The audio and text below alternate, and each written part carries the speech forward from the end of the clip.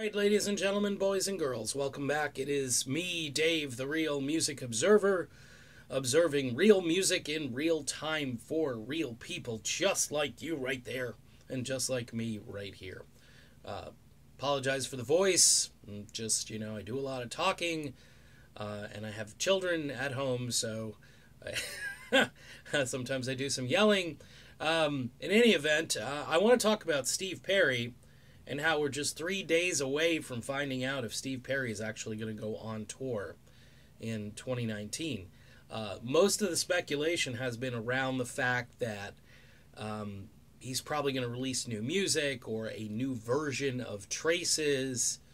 They've been a little secretive about this. Look, I've heard a couple of things about what Steve wanted to do as far as the touring.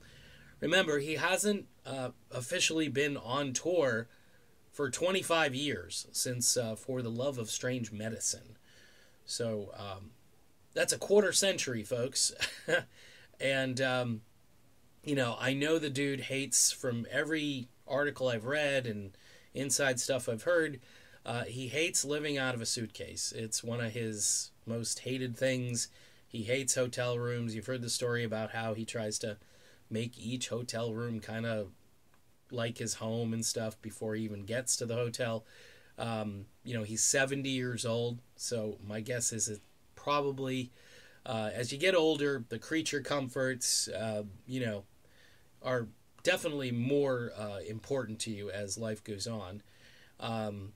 But here's what I've heard as far as the possibility of a tour. Maybe 20 dates and small venues, obviously big ticket item for, in other words, the tickets would be expensive. It would be billed as an evening with Steve Perry. There may be a special guest to open because Steve is fond of kind of bringing along new talent and exposing music that isn't getting much airplay in his audience. His audience probably didn't know about the Eels and other bands that he's kind of toyed around with or been in the studio with. So that's a possibility. Now, again, I don't have any concrete evidence that he will tour, but if he's going to tour, it's going to be this year. I can't see him waiting much longer to do this. It's just going to get harder as he gets older, unless, of course, he just wants to get out all this music first and then put together a tour. It was asked a few times when he did his radio station morning show touring, where he would show up and they'd interview him and so forth. But the bottom line for Steve Perry is he can do what he wants, and his fans are waiting.